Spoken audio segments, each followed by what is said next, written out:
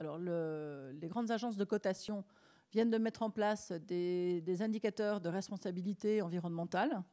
Donc, on espère que ça va être un élément important parce que pour pouvoir être coté, enfin, bien coté en bourse, il va falloir suivre ces indicateurs, fournir des chiffres, etc. Mais il n'y a pas vraiment...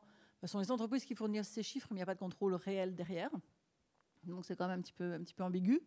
Et puis, au niveau des États, on sait bien que les États fournissent quand même les chiffres qui les intéressent le plus. Donc, ce n'est pas très, très simple non plus. Donc, la question de l'évaluation, alors, outre le fait qu'il faut trouver les bons indicateurs, c'est aussi avoir les organismes de contrôle qui permettent effectivement de relever ces indicateurs. Alors, je voudrais en terminer avec une étude de cas. Alors, elle est disponible. Vous aurez donc mon prédit. Je ne pouvais pas vous amener l'étude parce qu'elle est franchement très lourde, mais elle est disponible en PDF. Vous voyez là, vous aurez l'HTTP. Il suffira de cliquer dessus, vous irez directement sur le site et vous pouvez télécharger. C'est un rapport que nous avons produit pour donc l'IRES. L'IRES, c'est l'Institut royal des études stratégiques.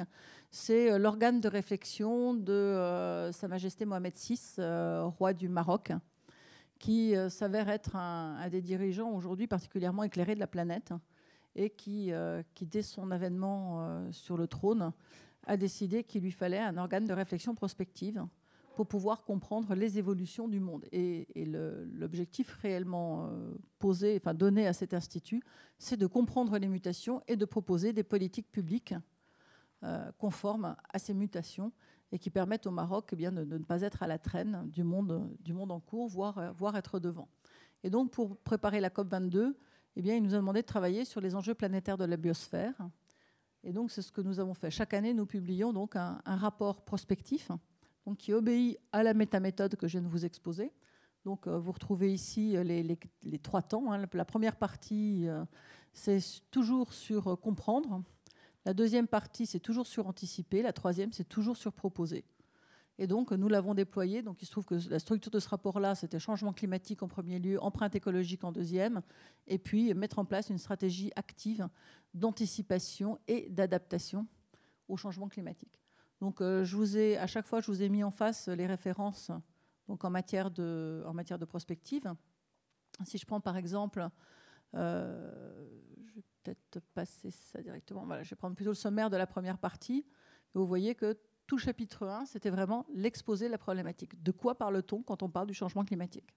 Donc, on a mis en évidence les éléments de controverse, les éléments de réflexion, les éléments sur lesquels on avançait, sur lesquels on avait changé d'idée depuis le début de la réflexion, etc. Voilà, un certain nombre de choses, d'indicateurs, mais le but, c'est vraiment de donner aux décideurs la possible, puisque le rapport est publié en 4 langues, français, anglais, arabe, espagnol. Donc vous voyez qu'il a une audience assez large et il a été distribué à tous les participants à la COP22. Et donc le but, c'était vraiment de leur apporter des instruments de réflexion prospective sur ces questions-là. Donc on attaque après toute la partie anticipée qui est sur vraiment l'altération climatique.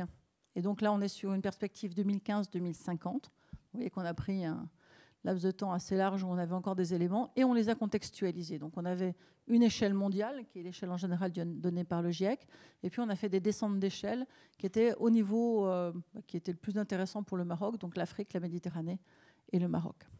Et puis ensuite, la description des propositions qui sont faites aujourd'hui par les différents États ou les différents organismes internationaux, quelles sont les politiques mises en place, etc. Quand on a fait la deuxième partie, cette fois, on s'est attaqué à la biosphère avec exactement le même plan.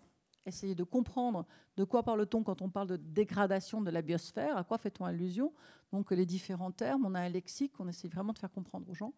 Ensuite, l'état et les conséquences de la dégradation dans le monde, en Afrique, Méditerranée, Maroc, et les stratégies existantes.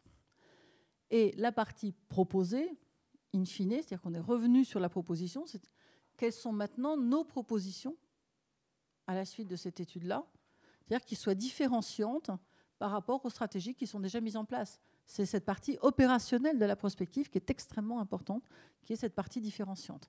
Et là, on a remis en évidence tout ce qui était lié, par exemple, à l'agenda 2030, tous les concepts qu'on voit aujourd'hui se dérouler. Et là, on a bien vu que son développement durable, elle est quasiment plus employée. Certains vont parler de croissance zéro, dont vous parlez de croissance bleue, d'économie bleue. On a entendu beaucoup parler d'économie collaborative ou de sharing. On a aussi beaucoup entendu parler de la green economy, mais là c'est pareil, l'économie verte, on n'en parle déjà plus non plus. Enfin, on voit bien que les approches ne sont pas très stabilisées et que derrière, on a vraiment des manières de penser. Je veux dire, côté américain ou côté français, par exemple, on n'a pas du tout les mêmes concepts. Donc voilà, on a plutôt travaillé là-dessus. Et puis on a ensuite traité plus spécifiquement la demande du roi, qui était de traiter le problème de la nutrition à l'échelle mondiale, qui était une problématique donnée. Donc voilà, je voulais terminer en vous disant que vous pouviez avoir accès à c'est à peu près 200-250 pages. Voilà, en format Atlas, c'est assez facile à lire. Et je vais m'en arrêter là et je suis ouverte à toutes vos questions. Merci de votre attention.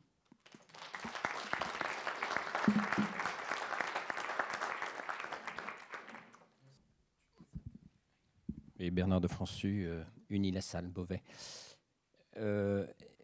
Dans ce monde qui arrive, on a à la fois un côté individuation très très marqué, voilà, les selfies, voilà, s'afficher un peu partout, et en même temps, moi je l'observe avec nos étudiants, une capacité à faire du collectif qui est extrêmement développée, beaucoup plus. Alors, pour moi, c'est presque antagoniste, mais en fait, ça ne l'est sûrement pas, puisque ça coexiste. Voilà. Et donc, dans votre exposé, vous avez développé 4 des 5 compétences que nous travaillons ici entre nous.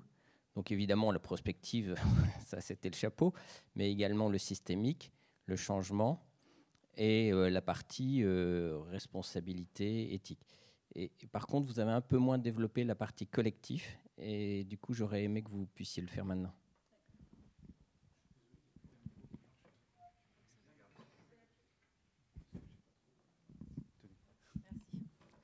Alors effectivement, d'abord, c'était court, j'espérais tenir 45. Vous voyez, je n'ai pas réussi à tenir 45, mais 50, donc 60, c'était un peu court.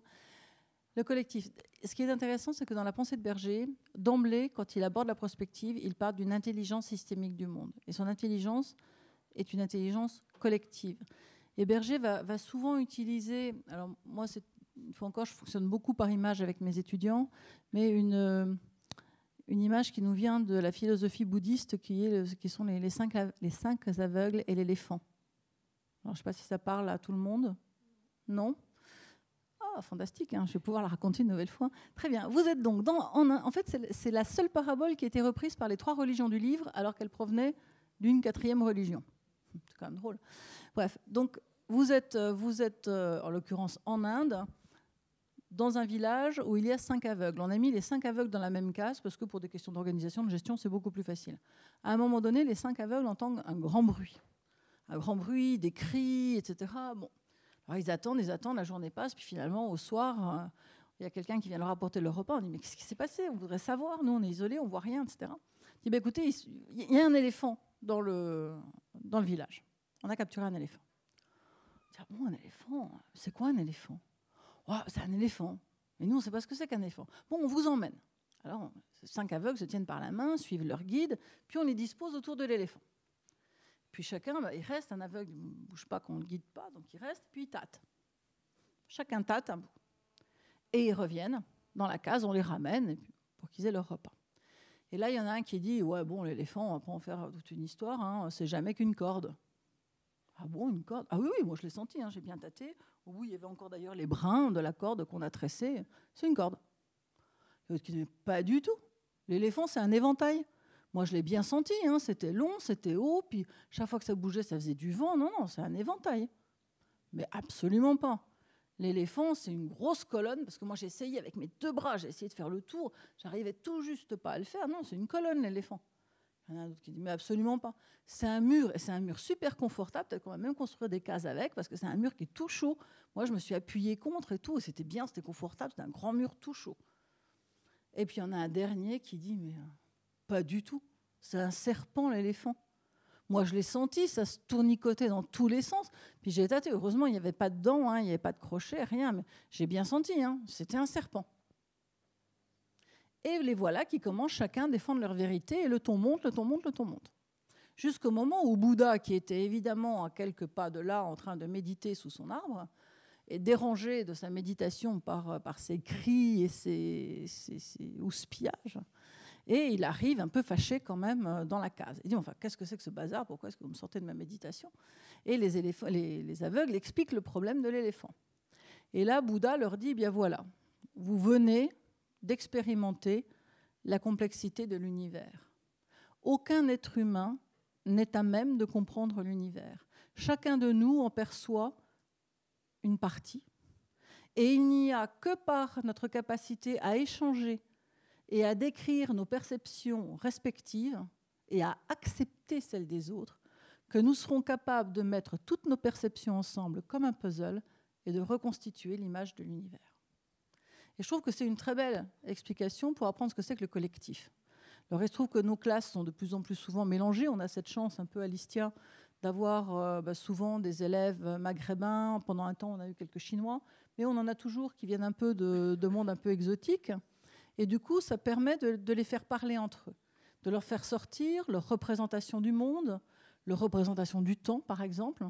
Nous, occidentaux, qui concevons le temps comme une flèche, souvent les Indiens ou certains Africains qui considèrent plutôt le temps comme un cycle, tout ce qui tourne autour de la métempsychose et de la réincarnation, etc. Et tout le problème, c'est que chacun n'arrive pas avec sa vérité en disant « mais non, le temps, il est comme ça et pas comme ça », ce qui ne les emmène qu'au conflit et donc à rien, mais au contraire, à les obliger à chaque fois aller chercher une image supérieure à leurs images respectives. Alors, c'est ce qu'on appelle en prospective le procédé de la big picture. Alors, notre jargon, on parle de macroscaling. Macroscaling, c'est ce que vous faites quand vous dézoomez. Vous savez, quand vous zoomez, vous allez près des choses. Quand vous dézoomez, plus vous dézoomez et plus vous voyez large. Voilà, c'est ça. Le macroscaling, c'est ce qu'on fait faire à nos étudiants pour les obliger à accepter leur vision respective. Alors, il y a par exemple un... Pardon ? Oui, mon Prezi, c'est un outil effectivement de zoomage, dézoomage qui casse avec la linéarité et qui oblige à avoir ce mouvement-là. Et je vois les étudiants au départ ont été un petit peu raides parce que nos élèves ingénieurs, ils ne sont pas très souples, on va dire ça.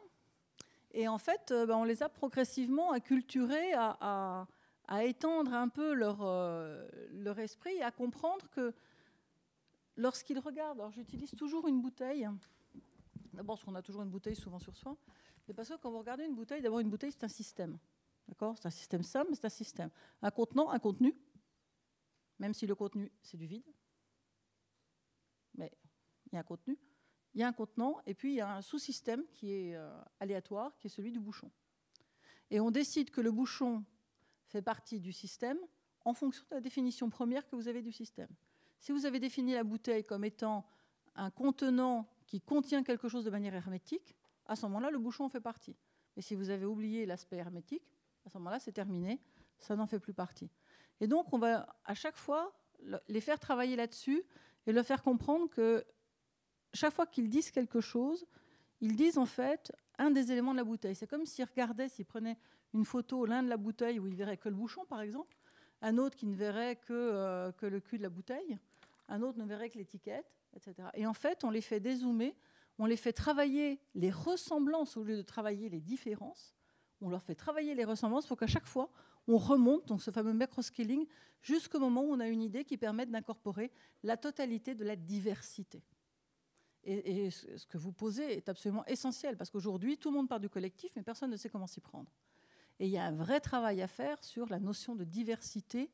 Et là encore, nous sommes des manichéistes, ça veut dire que profondément, notre esprit a été configuré par notre système scolaire, par notre culture, etc., à voir les choses soit bien, soit mal, soit 0, soit 1. On est quand même extrêmement en mode binaire. Et on ne peut pas faire du collectif en mode binaire.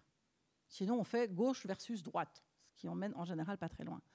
Et quand on veut essayer de commencer à construire quelque chose de réellement collectif, eh bien, il faut qu'on aille sortir les éléments qui sont les plus importants. Donc, oui, il y a quelque chose d'essentiel sur la question du collectif. Je ne sais pas si j'ai vraiment répondu à votre question, mais voilà. Est-ce qu'on peut faire de la prospective light et de la prospective lourde? Voilà, des questions comme ça qui peuvent effectivement intéresser des personnes qui pourraient être amenées à avoir des projets. Et voilà. Alors, comme quoi, il n'y a que les imbéciles qui ne changent pas. Vous m'auriez posé la question il y a 20 ans, je vous aurais répondu qu'on ne peut pas faire de prospective light. Et puis, il y a un moment donné où, quand le bateau est en perdition, finalement, même une coque de noix peut devenir un bateau. Ça veut dire qu'aujourd'hui, on n'a plus les moyens financiers, ni les moyens humains en termes de compétences, ni les moyens en temps pour faire de la prospective lourde. Et ça, on le voit partout. J'ai nos budgets, pour vous donner un ordre d'idée. Quand une collectivité territoriale commandait un exercice de prospective dans les années 90, le budget était en moyenne de 150 000 à 200 000 euros, approximativement. Aujourd'hui, quand le budget est de 20 000 euros, on est drôlement content. Donc ça vous donne quand même un ordre d'idée. On est sur des choses qui sont vraiment sans commune mesure. Les États centraux, alors à part dans les pays en développement qui eux, ont bien compris l'intérêt de la prospective, mais la plupart des États centraux, il y a peut-être encore la Grande-Bretagne, mais sinon ils ont tous abandonné la prospective au profit des instruments déconcentrés ou décentralisés. Donc en France, alors les instruments décentralisés, par exemple en Allemagne, sont les Länder. En France, ce sont les régions, parce que ce sont les conseils régionaux qui ont la compétence prospective en France, et ce n'est plus l'État. Les collectivités locales, par exemple, les villes, communes, etc. Alors, en ont fait. Ils ont la compétence, c'est pas parce qu'ils ont la compétence qu'ils l'exercent, d'abord. La grande période de la prospective territoriale, ça a été 1995, 2005, 2006.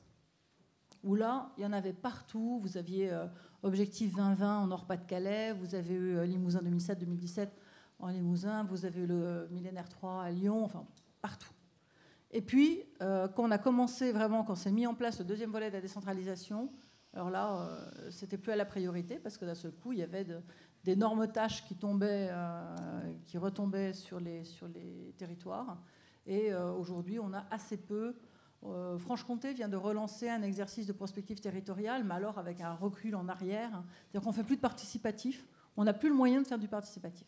Ça, c'est clair. Ce qui coûte cher, c'est les réunions de participation, où on fait venir les gens, faire des comptes rendus, etc. Donc ça, non. Vous savez aussi que dans les instruments déconcentrés, par exemple les CT, ça vous parle, les CT, ce sont les centres techniques de l'État, choses comme ça. Vous avez un CT Grand Ouest, vous avez un CT Est, voilà, CETE. Et ce qu'on appelle le RST, le Réseau Scientifique et Technique de l'État. Eh bien, c'est à ces deux organes déconcentrés-là que l'on avait confié la mission prospective. Or, quand on les a pas supprimés, on les a transformés, mais leur nouvelle mission, c'est de conseiller les collectivités territoriales.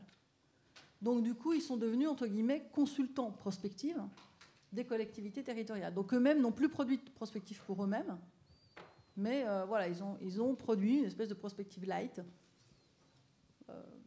Alors, ils n'ont pas produit, ils conseillent les collectivités pour produire de la prospective light.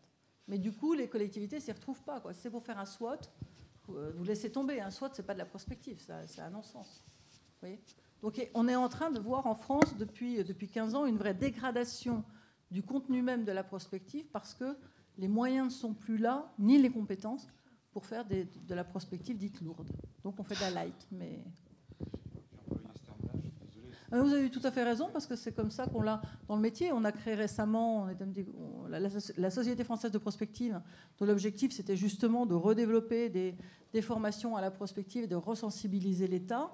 Au départ, on a eu le CGDD, donc le Commissariat général au développement durable, qui a financé en partie, enfin, qui a contribué au financement de l'association, puis qui s'est désengagé il y a un an. Parce qu'on n'a pas de budget pour la prospective. Alors si même le Commissariat général au développement durable estime qu'il n'a pas de budget prospective, moi je ne sais plus quoi faire. C'est irrationnel, on est d'accord ? Ah, mais c'est totalement irrationnel. C'est plus on en a besoin et moins on en fait. Et à côté de ça, toutes les entreprises, elles, je peux vous dire qu'elles sont à fond dessus. Oui, mais à fond, on n'a jamais eu autant de budget dans les entreprises pour faire de la prospective. Donc il y a une vraie problématique. Alors, je vais essayer d'être claire. Oui. Leïla Kebir, enseignante-chercheur à l'École des ingénieurs de la ville de Paris et coprésidente du comité de labellisation des DRSE. Alors, je vais essayer d'être claire et je m'excuse par avance parce que je réfléchissais en même temps que je vous écoutais. Et vous parliez justement des méthodes plus participatives, etc. Et je me demandais finalement Parce que moi, je me suis toujours projetée dans la prospective comme un exercice qui permettait justement de prévoir un peu ce qui allait se passer. Enfin, prévoir, c'est pas le bon terme, mais d'anticiper. Et en fait, je me demandais si quelque part, on n'est pas toujours dans un rapport au présent, et où finalement, vous avez parlé de narratif au début, et si finalement l'exercice de prospective, c'est pas juste la création d'un narratif qui deviendrait auto-réalisateur. Et donc ensuite, ce que je me disais, là vous l'avez évoqué, c'est-à-dire que quelque part, est-ce que c'est pas maintenant en main d'autres acteurs que l'État, que ce collectif bien public, bien commun, voilà, supérieur? Est-ce que finalement, ce qui construit le narratif aujourd'hui, c'est pas les grandes entreprises, c'est pas les médias, c'est pas d'autres acteurs qui ont ça en main? Parce que finalement, avec bien sûr la confusion que ça amène, et où est-ce qu'on va avec ça? C'est-à-dire que si on peut décider tous ici de se créer un narratif vers lequel on veut tendre collectivement, mais je me dis finalement quel signe des temps est-ce que ça nous indique le fait que le public, donc que l'acteur public, se désengage de la prospective? Et après, si vous avez 3 questions en une, je suis désolée. Non, mais je voudrais bien que la plupart de mes clients soient aussi clairvoyants que vous l'êtes. Ça nous éviterait beaucoup de salive. Ça nous économiserait beaucoup de salive, en tout cas. Il faut savoir qu'aujourd'hui, les États-Unis, qui ont vraiment été toujours leaders en matière de prospective, ça c'est très clair. Bon, ne sont plus leaders, mais ça c'est pas trop grave. Ils ont été dépassés par le bassin Indo-Pacifique, donc toute la zone Australie-Inde. Ça, c'est assez intéressant. Et lorsque l'Indo-Pacifique a vraiment pris la prééminence du champ, mais de manière significative, on a été balayés, les Américains ont été balayés, c'est par les narratifs. Et aujourd'hui, les États-Unis sont en train de remonter en prospective, alors que nous continuons de couler, ils sont en train de remonter par les narratives. Et ça, c'est extrêmement important. C'est-à-dire qu'il y a une vraie prise de conscience qu'en réalité, le futur n'existe pas. On est tous d'accord là-dessus. Le futur, vous ne pouvez pas le toucher, vous ne pouvez pas l'attraper. Rien. Aujourd'hui, il n'est pas fait, le futur. Le futur n'est qu'une représentation que nous avons. Et c'est pour ça aussi que la question du collectif est essentielle. Parce que le futur, personne ne sait ce qu'il sera. Mais la notion d'avenir, à partir du moment où c'est un narratif construit par un collectif, et que ce collectif se donne les moyens non seulement de donner à voir ce narratif, mais de le réaliser, alors on est vraiment dans l'exercice de la prospective. L'État s'est désengagé de ça parce que je pense que l'État n'a plus les moyens, ni idéologiquement, ni financièrement, de construire une représentation consensuelle du futur. Je pense que c'est la première chose. Donc ce désengagement, il est d'abord là. À mon sens, il est d'abord idéologique. Et plus personne n'est d'accord sur ce que le futur doit être. Et vous avez peut-être suivi au sein des administrations de l'État, surtout des corps déconcentrés, toute l'évolution. Il y a eu toute une réflexion sur l'histoire du diagnostic. Il fallait faire du diagnostic. Le diagnostic, du diagnostic, du diagnostic, les porter à connaissance. Voilà. Et nous nous sommes enferrés dans cette première partie de la démarche prospective qui était une accumulation de diagnostics, de comprendre, qui étaient toujours des images à l'instant T, donc sans construction dynamique et encore moins systémique, et du coup une incapacité à basculer vers le futur. Donc il y a un moment donné où voilà, ça s'est arrêté parce que c'est une roue qui tourne à vite, quoi. Puis à un moment donné, le hamster il est fatigué et la roue ne tourne plus. Donc alors maintenant, honnêtement, je ne crois pas. Je vois le travail que je fais dans les collectifs, dans les organisations privées. Ce sont des grands groupes. Ils ont une conscience de plus en plus ouverte de leur environnement. Ça, je pense que c'est très clair. Quand vous parlez à un groupe de la grande distribution, il va vous parler pollution, il va vous parler déchets, il va vous parler environnement, il va vous parler qualité de la nourriture. Enfin, je veux dire, là-dessus, il est vraiment très, très au fait des grandes tendances. Maintenant, lui, son job, c'est pas de construire l'avenir d'un pays ou l'avenir d'un territoire ou l'avenir d'un bien commun. Son job, c'est faire en sorte que quand il est premier en France, il continue d'être premier en France. Si possible, être premier aussi dans les autres pays. Et donc, c'est là où on a une différence d'objet qui est énorme.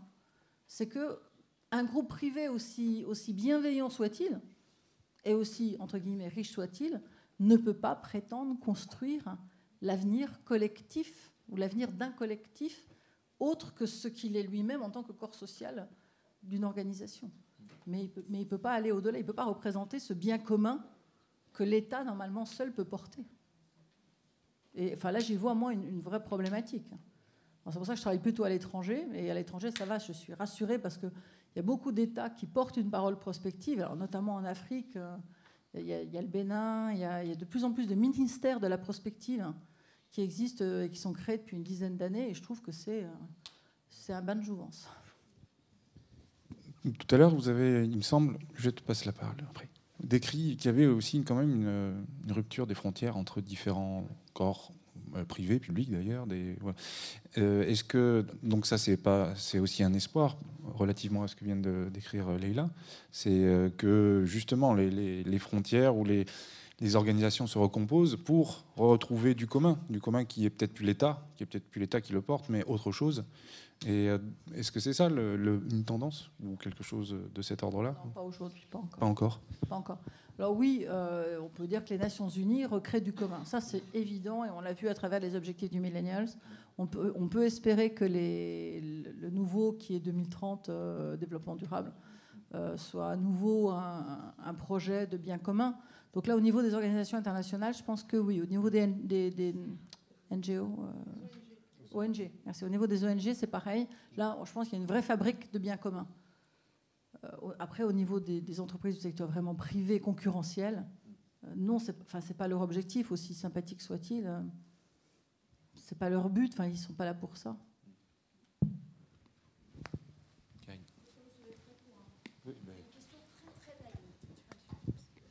Ce sont les pires.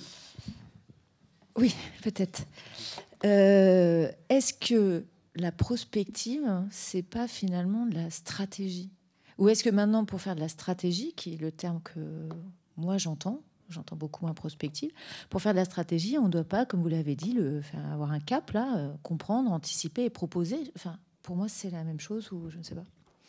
Alors, la métaméthode peut vous donner cette apparence-là, vous avez raison. En réalité, alors, en France plus particulièrement, puisque certains de mes confrères, notamment Michel Godet ou Thierry Godin, ont parlé d'une école française de la prospective. J'y crois assez peu, mais bon, on ne va pas rentrer dans des querelles de chapelle. Mais il est clair que toute sa vie, Michel Godet, en tant que chercheur, donc il était professeur de prospective au CNAM, a cherché à trouver les ponts entre prospective et stratégie. Moi, j'ai beaucoup travaillé avec la défense et on arrive tous aux mêmes conclusions. La prospective est en amont de la stratégie. On commence par essayer de voir ce qui se passe dans le monde, quels sont les éléments, les évolutions, quelles sont les affaires de saut, les propositions. Donc là, on arrive aux alternatives. Et là, notre travail s'arrête. Là commence le travail du stratège. Le stratège va s'emparer des propositions que nous faisons et il va aller voir notre client, en l'occurrence, et lui dire, voilà, si vous prenez tel scénario que vous voulez le mettre en place, voilà ce qui va vous en coûter, voilà les conflits que vous allez avoir avec un tel. Vous avez tel concurrent actuellement qui est sur tel segment, ça va donner telle chose. Et là, on va être dans de la stratégie pure, ce que nous ne faisons pas. Je précise ma question. Est-ce que maintenant, le terme stratégie n'inclut pas la prospective? Alors, parce que je rebondis sur le fait que vous disiez, en gros, il y a plus de prospective, en tout cas, plus à tel niveau, etc., plus en recherche, plus en CNU, etc. Mais est-ce que ça n'a pas été remplacé par un chapeau différent qui a le même terme qui est mis sous le terme stratégie? On va dire, avant, les deux étaient séparés. Est-ce que maintenant, il n'y en a pas un qui a été inclus dans l'autre, en fait? Alors, la prospective des consultants, pour pouvoir se vendre, s'appelle prospective stratégique. Mais pour se vendre. Oui, mais conceptuellement, ce n'est pas la même chose. Ça reste pas la même chose. J'en doute pas que les concepts évoluent, mais je peux vous dire qu'il y a, je sais pas moi, de l'économie physique, au sens ou chimique, vous aurez toujours du mal à tricoter entre économie et chimie. Vous voyez, il y a certainement des points communs, il y a des choses, mais le tricotage n'est pas si évident. Je pense qu'à trop vouloir fusionner, on en arrive à ce qui est en train de se passer, c'est qu'on perd de la substance dans chacune des deux. Mais on a exactement le même problème, ça peut vous rassurer, avec l'évaluation. Toutes les sociétés actuelles, enfin la plupart des entreprises font à la fois prospective et évaluation. C'est toujours mis ensemble, alors qu'en fait, on ne se parle jamais avec les évaluateurs. C'est-à-dire que moi, j'ai un cabinet de conseil en prospective, j'ai mes confrères qui ont des cabinets de conseil en évaluation. On travaille ensemble, on répond ensemble aux appels d'offres, on fait chacun notre travail, mais jamais on articule nos travaux. Les points d'ancrage sont encore à trouver, on ne les a pas encore. Puis en plus, on n'est pas payé pour. Complètement. Mais c'est sans doute pour ça que dans les agendas 21, vous n'avez jamais de prospective à méditer.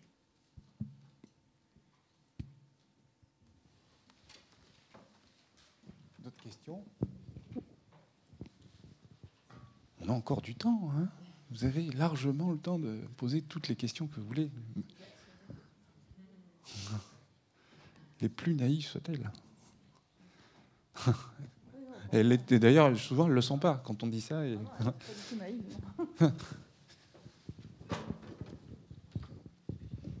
Est-ce que dans les années 90, puisque c'était la belle époque de la prospective, on a réussi à décrire le monde qu'on vit aujourd'hui avec suffisamment de précision?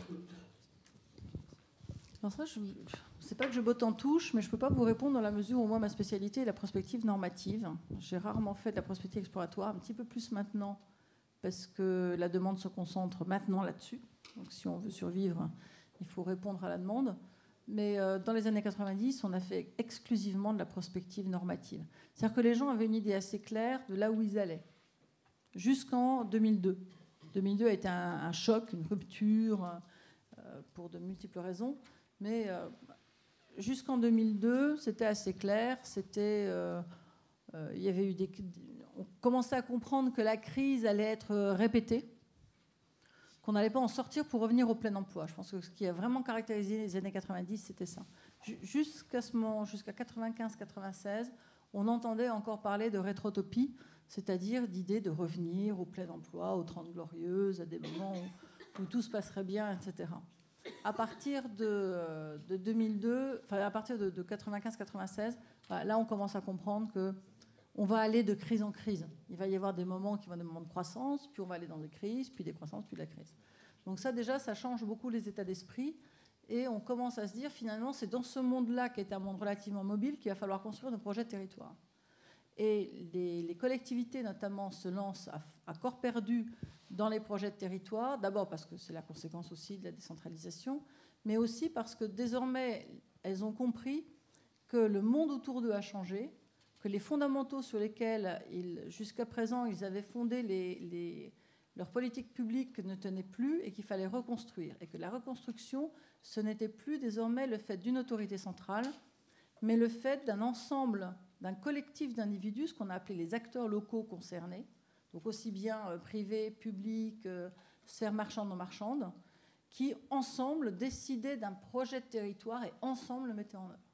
Ça a été un des grands moments des années, entre 95 et 2002.